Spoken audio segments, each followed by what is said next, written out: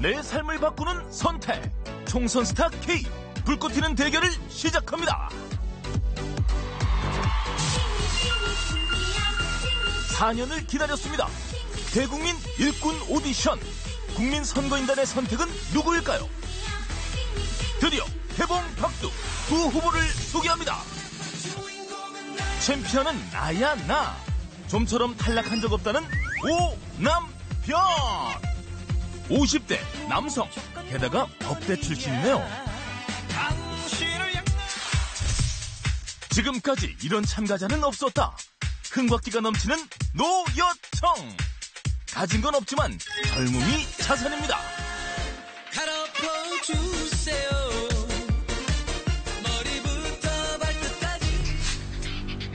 네, 패기 넘치네요. 그런데 국회 터줏대감 오남변이 쉽게 물러날까요? 난다긴다 하던 후보들도 대부분 오남변 씨한테 나가 떨어졌는데요. 노여청 씨, 이번엔 좀 다를까요? 응원단이 많이 왔네요. 노여청! 노여청! 노여청! 총선 스타 K, 21대 꿈의 주인공은 누구일까요? 오남변 씨가 쌓아 올려놓은 아성을 뚫을 수 있을까요? 결과를 지금 공개합니다.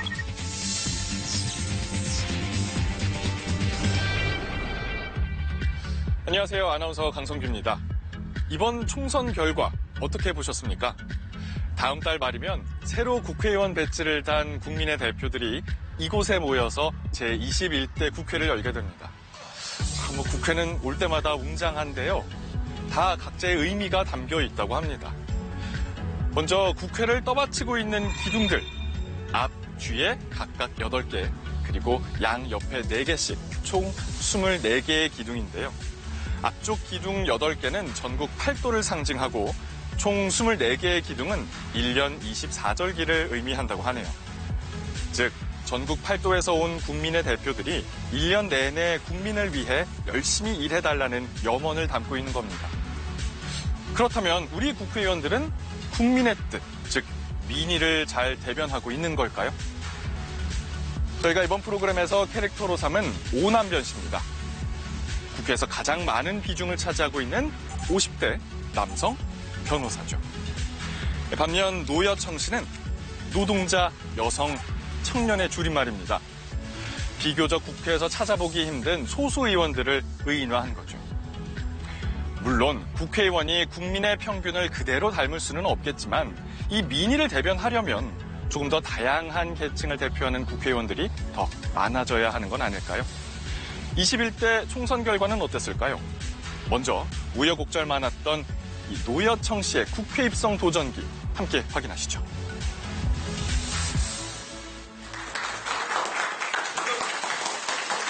(32살) 오영환 소방관. 총선을 앞두고 민주당이 발표한 5번째 영입 인재였습니다. 저는 10년째 화재, 구조, 구급, 최일선의 현장에서 국민 생명과 안전을 지키기 위해 모든 노력을 다해왔습니다. 사람을 구하면 구할수록 더 많은 사람을 구해야 한다는, 한 명이라도 더 구해내야 한다는 그런 간절함이 깊어만 집니다. 10년간 2,000번이 넘는 현장 출동과 인명 구조. 오 씨는 소방관 국가직화를 위한 1인 시위 등에 참여하며 소방안전전도사로 이름을 알렸습니다.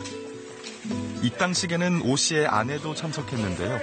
암벽 여제로 잘 알려진 스포츠 클라이밍 국가대표 김자인 선수입니다.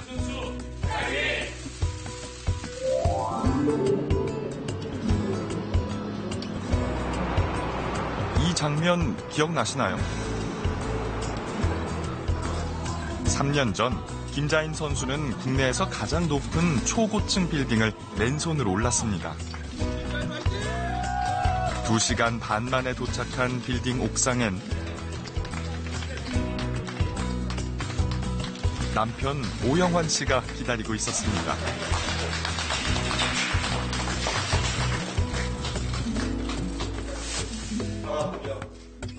총선을 불과 한 달 반 앞둔 시점, 오영환 씨는 경기 의정부 갑 선거구에 전략 공천됩니다.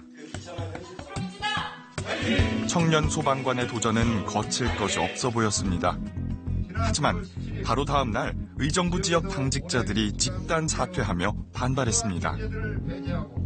지역과 전혀 연고가 없는 생면부지 영입 인사를 전략 공천하는 폭거를 자행했습니다.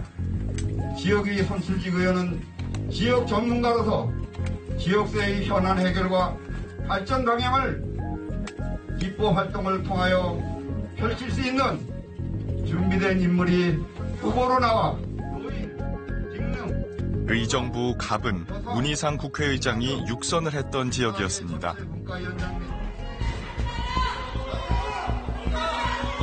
20대 정기국회 마지막 날, 본회의장에서 구호가 울려 퍼집니다.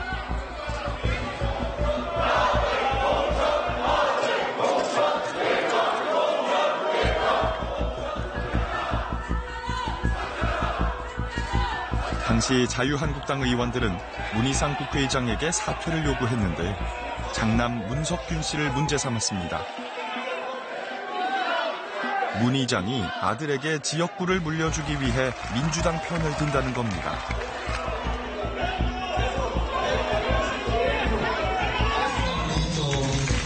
세습 공천 논란 속에 문석균 씨는 불출마를 선언했습니다. 하지만 약속은 오래가지 않았습니다.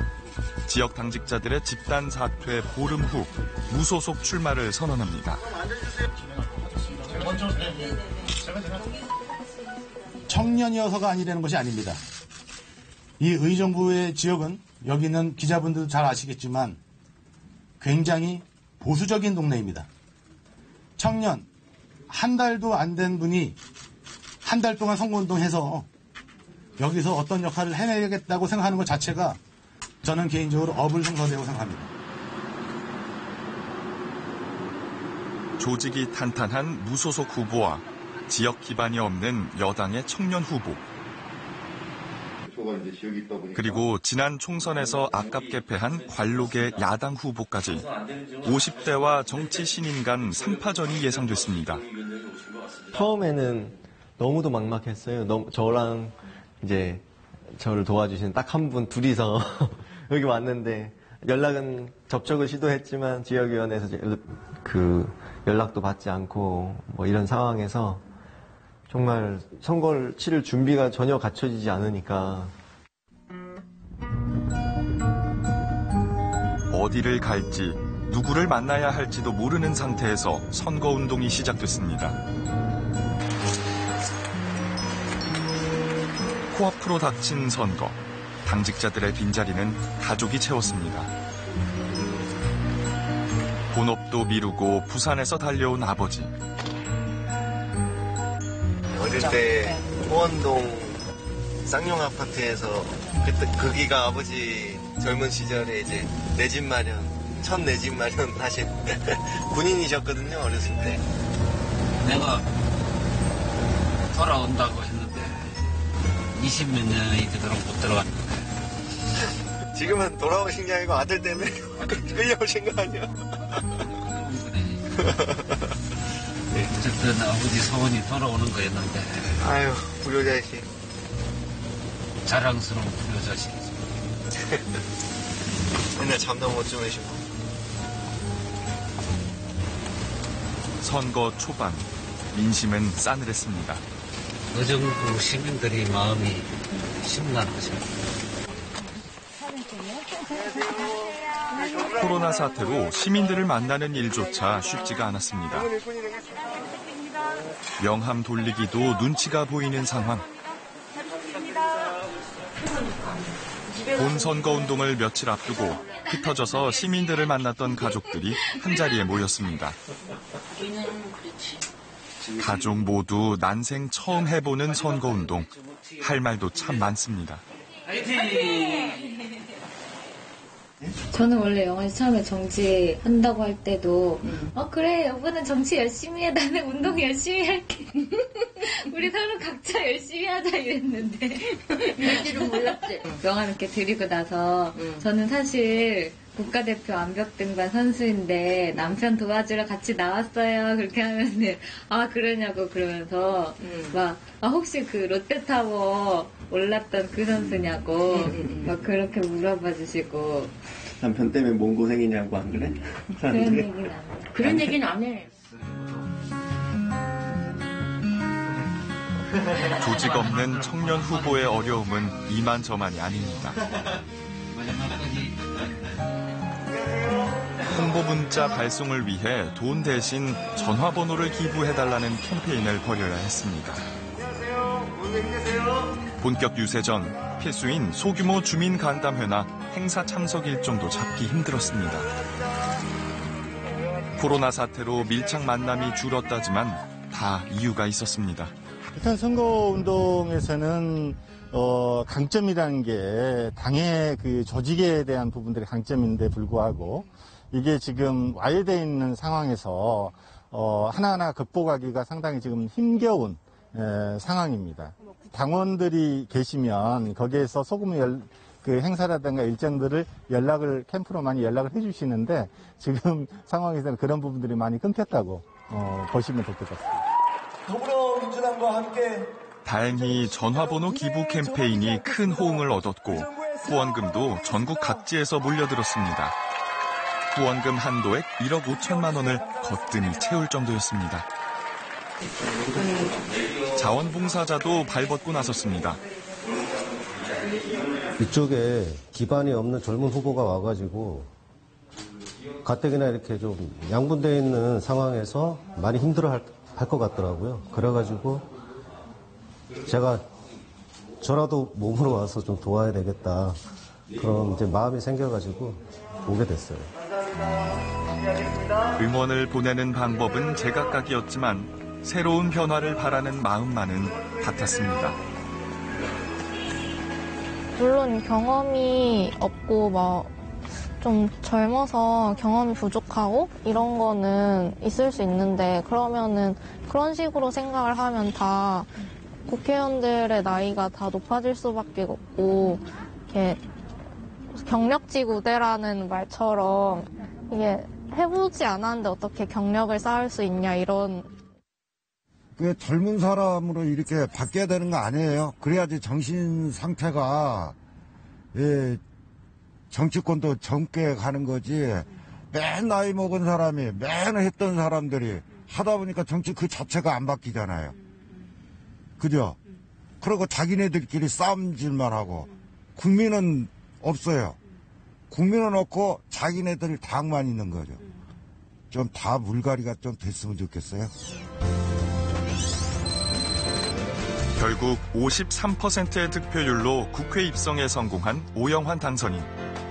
이번 총선 최연소 지역구 당선인이었습니다. 이제는 정말 새로운 사람, 또 젊은 의정부를 향한 의정부 시민분들의 많은 열망이 이런 결과로서 입증되지 않았나. 그렇지만 전국 253개 지역구에서 2030 청년 당선인은 단 6명에 불과한 것 또한 현실입니다.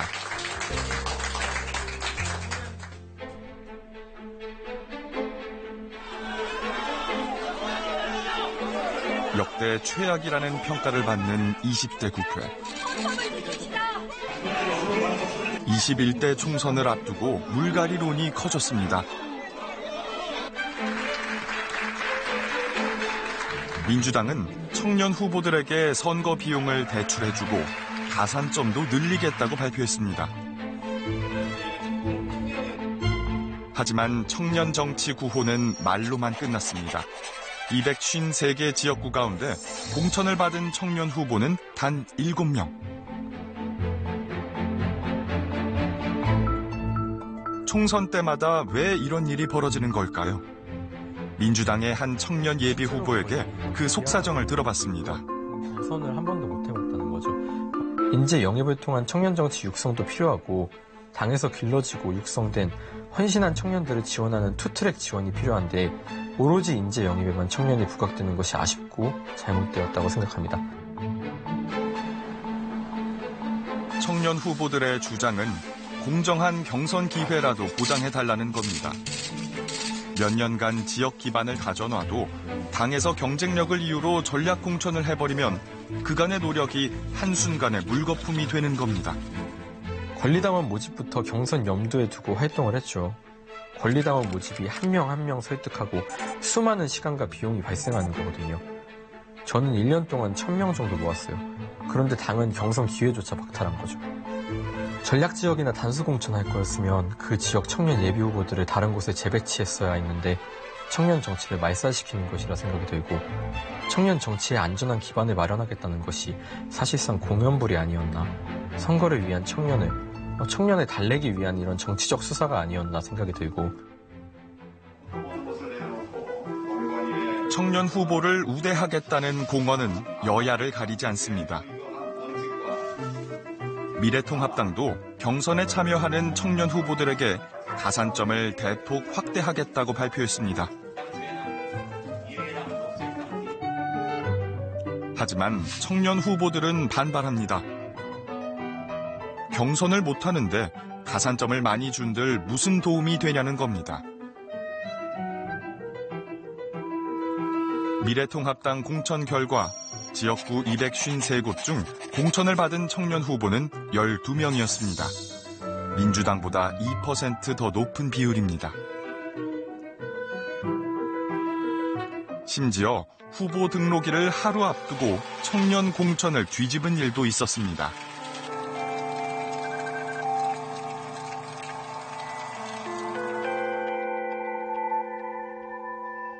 (2014년) 전국 최연소 시의원으로 당선됐던 이윤정 후보.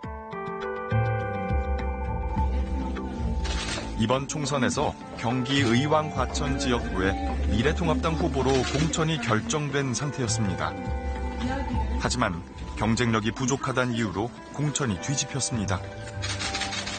오늘 새벽, 그 새벽 일찍 요란하게 했던 그 최고위의 결과가 퓨처메이커, 청년벨트, 혁신을 외치게 맨 선두에 섰던 그 청년들을 공천 취소하는 결정을 내렸습니다. 도저히 받아들일 수 없습니다. 민주주의는 저는 무너졌다고 생각을 합니다. 어느 누가 미래통합당을 보고 신뢰를 하겠습니까? 어느 누가 믿겠습니까? 후보 등록일 하루 전날 공천이 뒤집힌 통합당 지역구는 총 4곳. 그중 2곳은 청년 후보가 공천된 지역이었고 모두 50대의 몫으로 돌아갔습니다. 올해 초 황교안 대표가 청년들에게 했던 말 한번 들어볼까요? 청년들을 한번 쓰고 필요할 때 한번 쓰고 버리는 그런 일회용으로 쓰고 있다는 말을 들으면서 정말 가슴 아팠습니다. 우리 당은 그렇게 하지 않을 것입니다.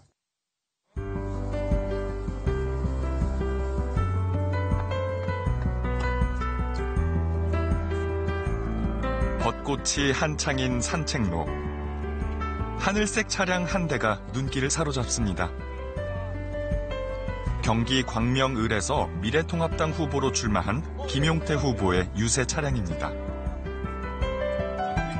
만 29세, 거대 양당 출마자 중 최연소 후보다운 참신함으로 유권자들에게 다가섭니다. 치킨집 치킨 배달 차량입니다. 전기 모터로 돌아가고 있는 차량이고요. 색다른 모임이고 그래서 좀 젊은 유권자분들이 막 뛰어오시기도 하고. 김 후보가 처음 공천을 신청했던 곳은 서울 송파을이었습니다. 전 MBC 아나운서 출신 배현진 후보에게 밀렸지만 다시 기회를 얻었습니다. 미래통합당에서 만든 청년 벨트라는 제도 덕분이었습니다. 수도권 10여 개 지역을 청년 벨트로 묶어 이른바 퓨처 메이커, 즉 미래 창조자란 이름으로 공천했습니다. 언뜻 보면 청년 우대 정책이지만 속사정은 좀 달랐습니다. 이 지역들은 지난 총선 모두 민주당이 승리한 곳이었습니다.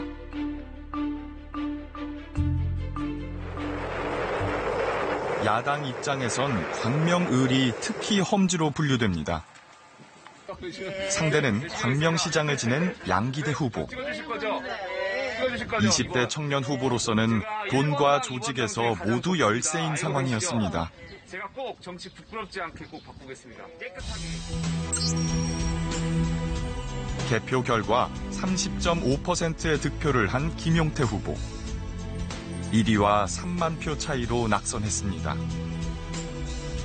나머지 청년 벨트의 결과는 어땠을까요? 당선자는 한 명도 없었습니다.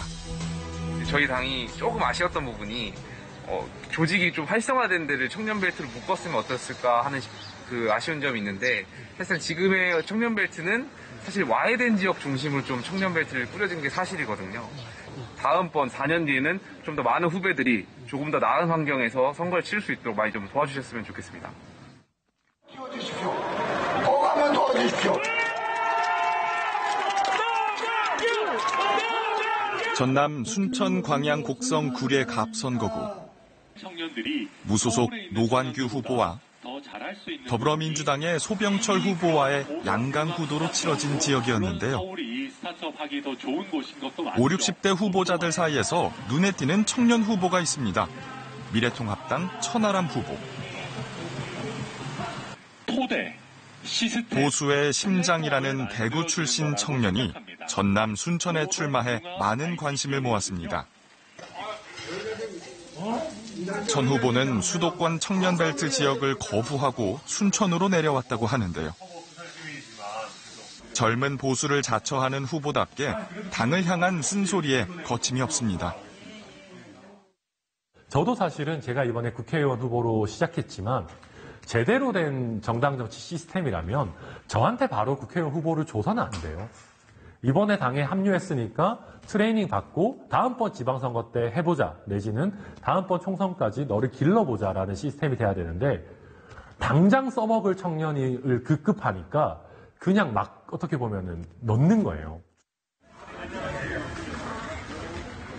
청년팔이 이제는 좀 그만하고 제대로 된 청년 정치인을 키워달라는 주장입니다. 이렇게 젊은 애가 또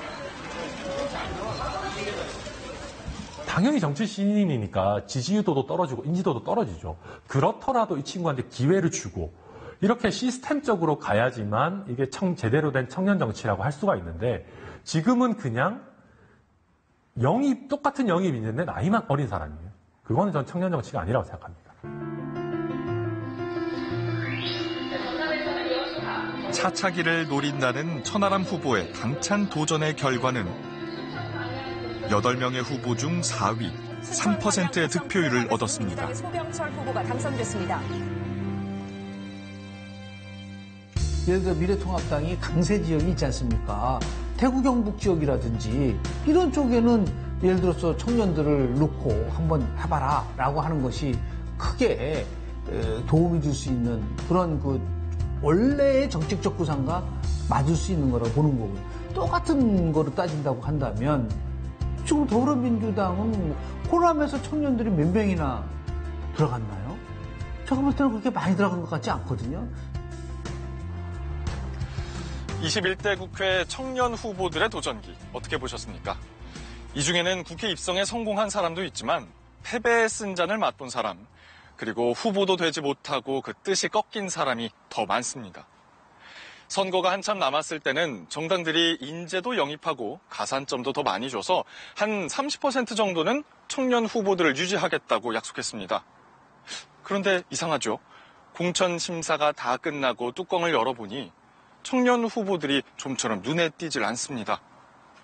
전체 국회의원 지역구 후보자 1,100여 명 중 20대 후보는 15명, 30대는 54명입니다. 전체 후보자의 6%에 불과하죠. 그 중에서도 이 바늘구멍을 뚫고 당선된 사람은 2%. 20, 30대의 인구 비율이 약 30%인 것에 비하면 턱없이 부족한 숫자입니다. 정당들의 입장은 이렇습니다. 공천을 하고 싶어도 정치를 하고자 하는 청년들을 찾아볼 수가 없다는 겁니다. 그 말도 맞죠. 그런데 현실이 그렇다면 새로운 사람을 찾든지 정당들 스스로 청년 정치인을 키워냈어야 하는 건 아닐까요? 공천은커녕 출발선에 서기도 힘든 게 청년들의 현실입니다. 그렇다면 노여청 씨의 국회 입성을 가로막는 가장 큰 현실 장벽은 무엇일까요?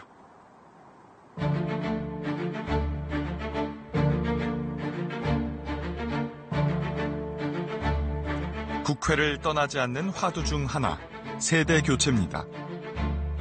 1954년 만 26세의 청년이 국회에 입성했습니다.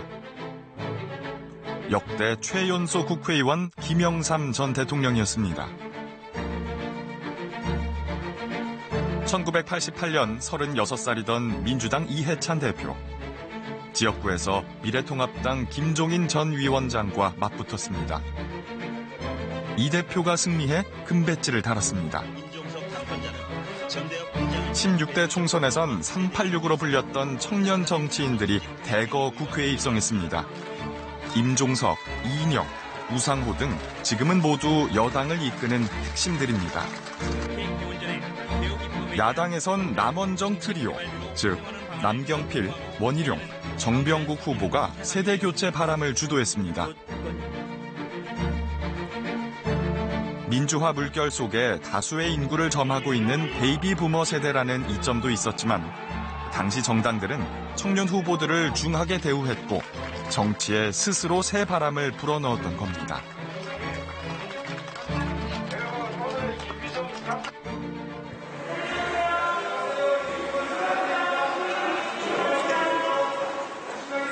서울 동대문 을에서 민주당 공천을 받은 장경태 후보.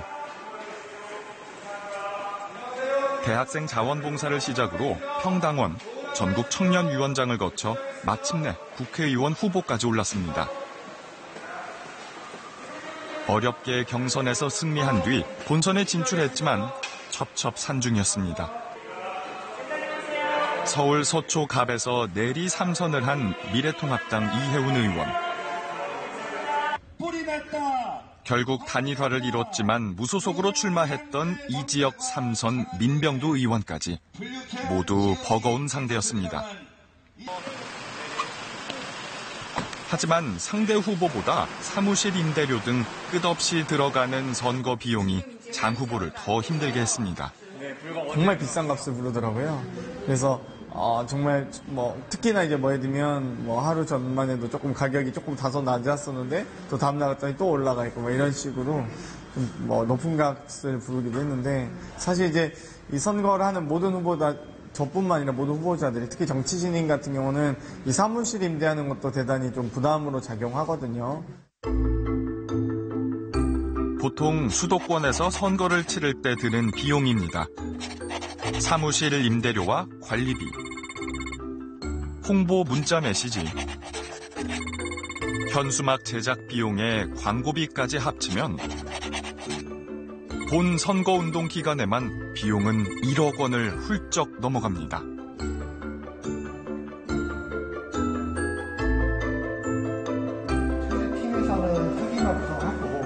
사정이 이렇다 보니 선거전략회의에서는 늘 돈 걱정이 앞섭니다. 사실 그 형태의 총운동원복을 네네. 가격 옷에다 덮을 수 있게. 네, 열심히 아직 좀 추울 수 있으니까 그렇게 하자는 의견이 많으셔서. 네. 후드팀, 후드팀에 약간 좀 재질도 좀 면 재질이 아니고 가장 싼 걸로. 잘하셨습니다. 네네. 가장 좋은 의견이네요.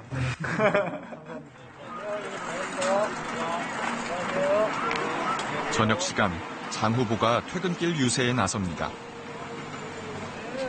코로나 사태로 유세차를 최소화하고 뚜벅이 유세를 펼칩니다. 격려를 해주는 시민들이 있는가 하면 민원을 직접 전하는 시민들도 있습니다. 딱지 좀 떼지 말아요. 원래 좀 먹자골목엔 안 뛰지 않아요? 네, 아주 죽겠어요.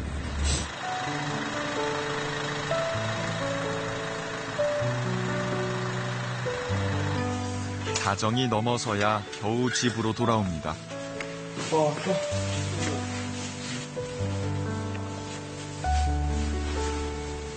2월 말부터 아들 집에서 지내고 있는 아버지. 연일 계속되는 간행군이 만만치는 않습니다. 허리는 좀 약간 아파도 이제 참아야지 아기 때문에. 파스는 안 파스는 붙였어.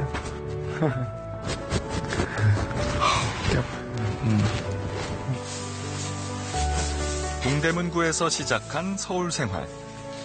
대학 시절 민주당에 입당해 15년을 함께한 흔적이 그대로 남아 있습니다. 일반적인 회사에서 평사원이 임원이 되는 건 사람들이 스토리라고 보지만 평당원이 당 간부가 되고 국회의원이 되는 거는 아직 스토리나 혹은 모델이 없는 것 같아요. 결국 평범한 사람이 노력하면 언제든지 국가의 지도자, 국민의 대표가 될 수 있다. 이런 걸 보여주고 싶습니다. 출구조사 발표 순간 긴장과 기대감이 최고조에 달합니다. 최종 개표 결과 54.5%의 득표율로 당선됐습니다. 21대 국회의원 당선인 평균 재산은 약 21억 원. 가구당 평균 재산의 6배에 달합니다. 쩐의 전쟁이라고도 불리는 선거. 돈은 청년의 정계 진출을 막고 있는 가장 큰 벽입니다. 정치에 입문하는데 돈이 얼마나 큰 부담인지 뼈저리게 느꼈다는 장 당선인. 무엇보다 청년 정치인들을 위해 문턱을 낮추고 싶다고 말합니다. 종별로 쪼개갖고도 해봐도. 그러니까 선배들은 이 반독재 투쟁하면서 정치적인 상식성을 가지고 좀 더 어떤 의미 있는 활동으로 또 보장받았다면 저희 같은 경우는 정말 생활비와 싸우면서 어려운 여건에서 아르바이트와 비정규직과 정말 불안정한 고용 상황들과 싸우는 상황이거든요. 그리고 또 파편화된 개인들 간에 서로 간에 이 또 경쟁만 격화되다 보니까 정말 좀 더 어려운 여건에서 소위 정치 활동을 하고 있다라고 생각을 해요. 거대 양당 후보들은 그나마 나은 편입니다. 군소정당 청년 후보들의 사정은 더욱 열악합니다. 정의당 오현주 후보. 유세용 자전거를 마련하기까지 우여곡절이 많았습니다.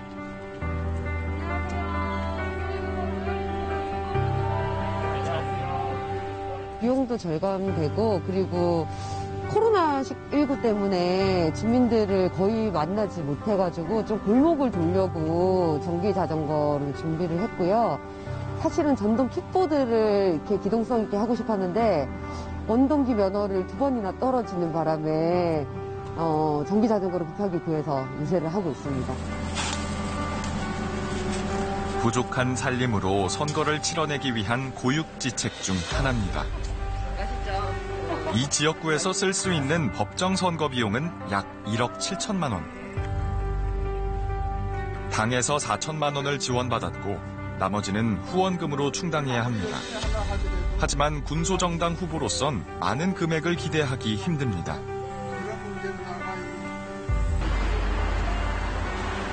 상대 후보들이 사용하는 2.5톤짜리 유세차 대신 500만 원을 더 아끼기 위해 가장 작은 1톤짜리로 맞췄습니다. 사무원들을 이제 원래 32명까지 고용을 할 수가 있거든요. 근데 저희는 32명은 꽉 채워서 고용을 하지 못하고 좀 부족하게 해서 선거운동을 치르고 있습니다. 15일 동안 한 일당에 7만 원이니까 15일 동안 한 100만 원 정도가 들어가더라고요. 그래서 그것이 가장 많이 들어가는 지출 중에 하나여서.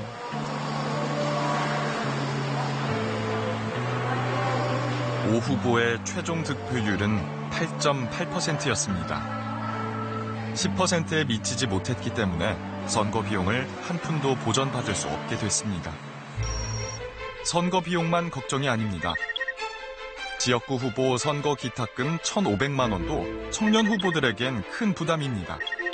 영국은 74만 원, 뉴질랜드는 23만 원, 미국과 독일, 프랑스 등은 기탁금이 없습니다. 비례대표 기탁금이 500만 원으로 1,500만 원에서 500만 원으로 인하되었거든요. 저는 지역구 후보들도 기탁금을 인하해야 된다라고 생각을 하고요. 그렇게 되면 너무 많은 후보가 난립하지 않느냐라는 걱정들이 있으실 텐데 돈으로 아니라 다른 방식으로 뭐 후보 난립은 조정할 수 있다라고 생각합니다. 그런 의미에서 돈이 없는 후보들, 작은 정당의 후보들도 후보에 출마할 수 있도록 기탁금이 꼭 낮아졌으면 좋겠고요. 붕어빵 틀에선 항상 붕어빵만 찍힌다고 하죠. 오남변 씨가 항상 국회에 주류라면 공천 룰이나 선거제도, 정당 구조가 다 오남변 씨에게 유리한 건 아닐까요? 21대 국회의 얼굴을 20대 국회와 비교해 보겠습니다. 20대 국회의 평균 연령 55.7세, 21대 국회 54.9세. 거의 뭐 동갑이죠. 변호사 출신이 가장 많았던 20대 국회, 21대 국회도 마찬가지입니다. 남성 의원의 비율은 83%에서 불과 2% 줄어든 81%. 노여청 씨가 낡은 틀을 좀 바꾸자고 주장하는 이유입니다. 이번 총선 지역구 의원 253명 중에 여성 의원은 29명입니다. 20대 총선 26명을 넘어선 역대 최다 기록입니다. 하지만 전체적으로 보면 아직 10% 수준에 불과합니다.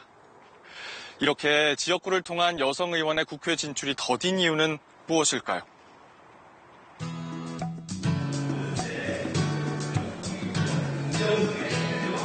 정의당은 공개 경쟁을 통해 비례대표 경선을 치렀습니다. 안녕하세요. 후보군 41명에 속해 있던 1992년생 류호정 후보. 정견 발표회와 정책 검증 대회 등을 거쳐 최종 순번이 결정됐습니다. 후보님 결과가 1번입니다. 경선을 함께 준비했던 동료들에게 소식을 전합니다.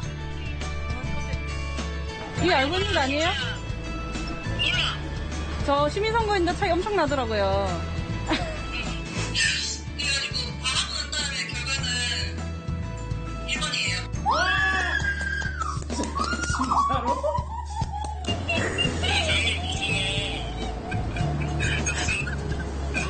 울면 어떡해요. 일단 글로 갈게요.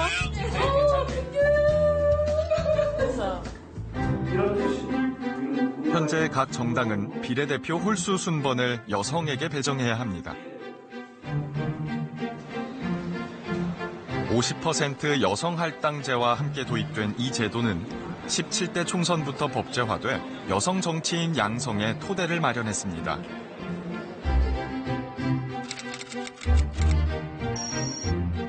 (17대부터) 비례대표 여성 의원의 비율은 50%를 웃돌았는데요. 전체 여성 의원 비율도 이때부터 크게 늘어났습니다.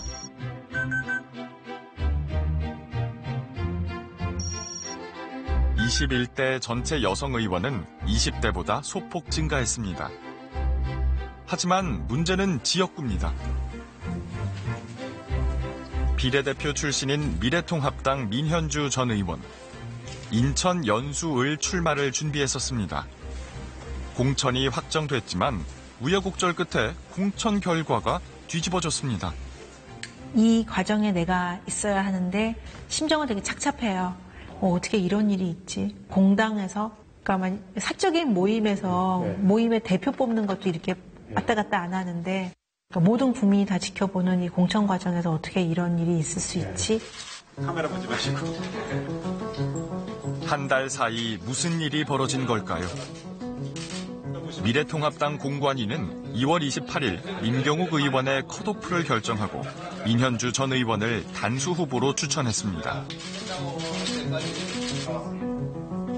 하지만 보름도 안 돼 상황이 바뀝니다. 일부 불공정 사례가 지적되고 있고 또 내부 반발도 적지 않게 일고 있습니다. 저는 당 안팎에서 지속적으로 문제가 제기되는 것을 보면서 현재까지의 공관위의 결정 일부를 재검토해야 한다고 생각하게 되었습니다. 통합당 공관위는 앞선 결정을 뒤집고 두 예비 후보의 경선을 결정합니다. 공천 번복의 결과 미래통합당은 미래도 없고 통합도 없는 도로 친박당이 됐습니다. 자기 측근 한 사람을 살리기 위해 당을 도로 친박당으로 만들었습니다. 경선 결과는 민경욱 의원의 승리였습니다. 쉽게 올 수 있으리라고 생각한 길이었는데 멀게 돌아왔습니다. 컷오프 당했다는 소식을 듣고 2주 동안은 저를 돌아볼 수 있는 그런 기회였습니다. 이번 선거에서 반드시 승리하도록 하겠습니다.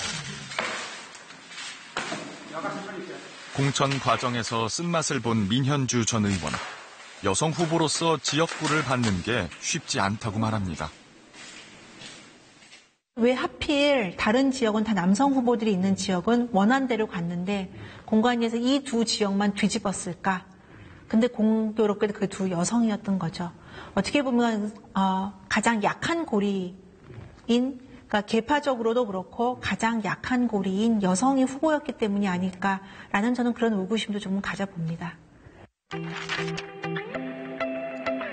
공직선거법은 지역구 30%를 여성으로 추천하도록 권고합니다.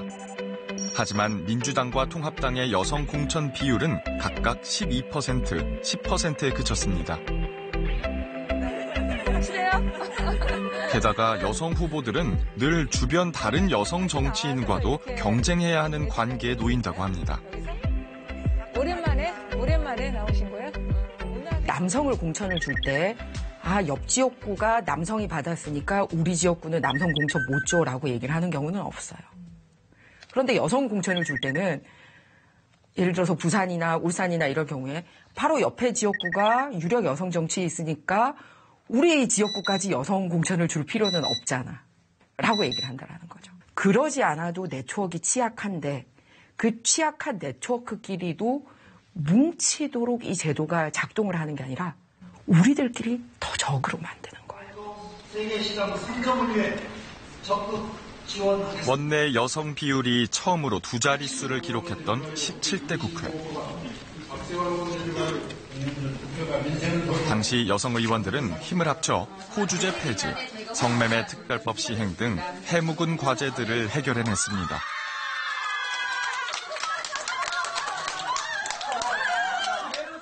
정말 안타깝고 부끄러운 일입니다. 근데 이제 근본적인 한계가 여성과 청년의 도전 자체가 워낙 적었습니다. 사실 저는 책임 회피인 것처럼 들릴 수도 있지만 공천 관리를 책임졌던 사람으로서 여성들의 좀 더 과감한 도전이 여성을 바꾸고 우리 사회를 바꾼다고 생각을 합니다. 21대 국회에서 역대 가장 많은 여성 당선인이 나왔다고 말하지만 여전히 그 비율은 OECD 최하위 수준입니다. 제가 얘기하고 싶은 한마디 키워드는 키웠어야지. 그러니까 자력갱생에서 올라올 것 같으면 왜 여성 추천 보조금을 주고 여성 할당제를 두고 했겠냐는 거예요. 그러니까 상대적으로 여성이든 청년이든 노동자든 이 사회적 약자들은 스스로 경쟁할 수 있는 돈도 없고 시간도 없고 그다음에 인적 네트워크라고 하는 것도 없고 그렇기 때문에 이 약자들에 대해서는 정당들이 마인드를 가지고 육성의 마인드를 가지지 않으면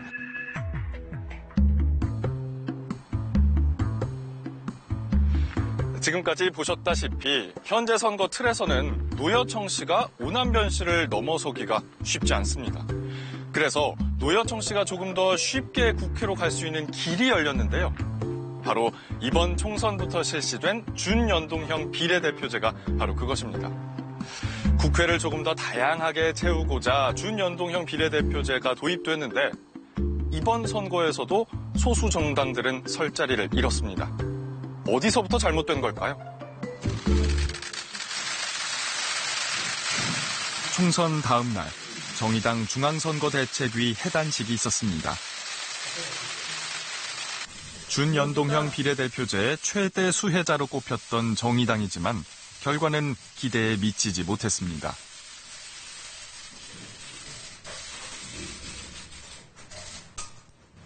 모든 것을 바쳐 고단한 정의당의 길을 함께 개척해온 우리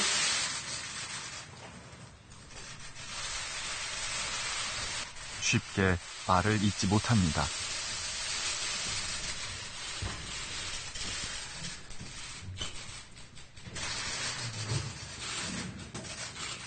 무엇보다 모든 것을 바쳐 고단한 정의당의 길을 함께 개척해온 우리 자랑스러운 후보들 더 많이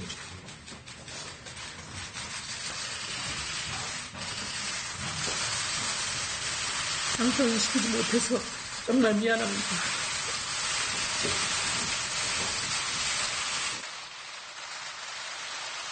심상정 대표의 눈물엔 어떤 의미가 담겨 있을까요?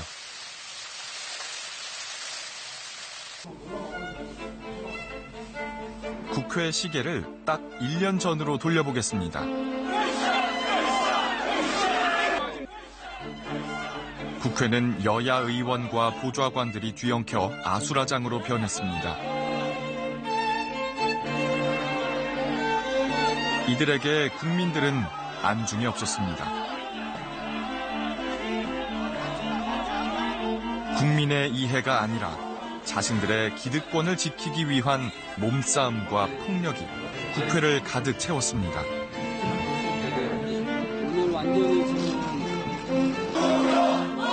말 그대로 동물 국회였습니다.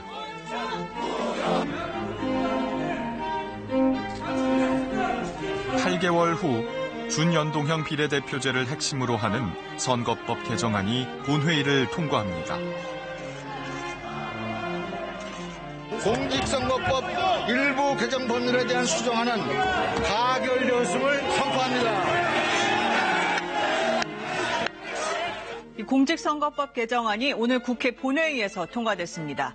이제 내년 총선은 연동형 비례제로 치러지는데 소수 정당에 유리하다는 평가가 많습니다.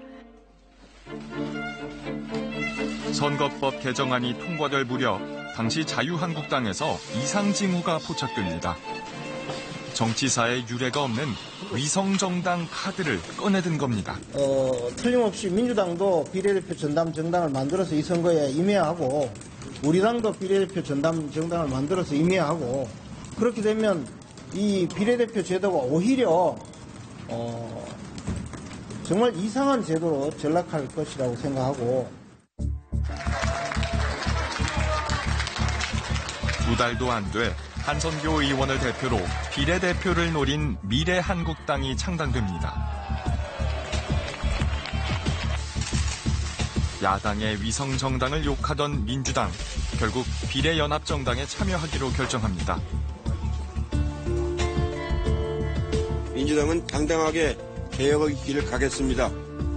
다른 민주개혁정당들도 작은 정파적 이익이 아닌 개혁과 역사의 대의로 이 길에 함께해 주시기를 부탁드립니다. 총선이 한 달도 남지 않은 시점에 더불어시민당을 창당합니다.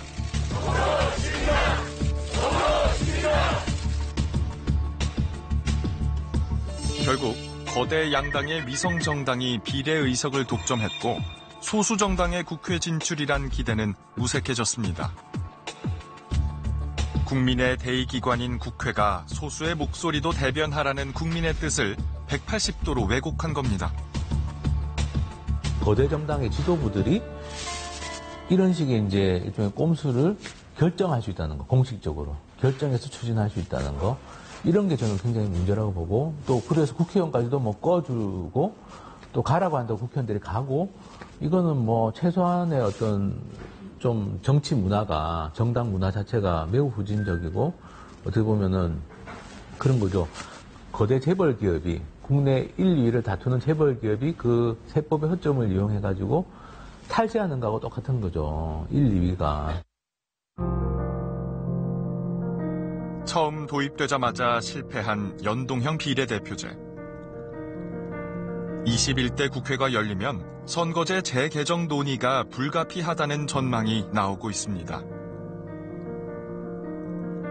국민을 대변해야 할 국회의원이 기득권화돼 가고 있다는 비판. 국회가 국민과 유리되지 않도록 다양성을 받아들여야 한다는 과제가 정치권 앞에 놓여 있습니다.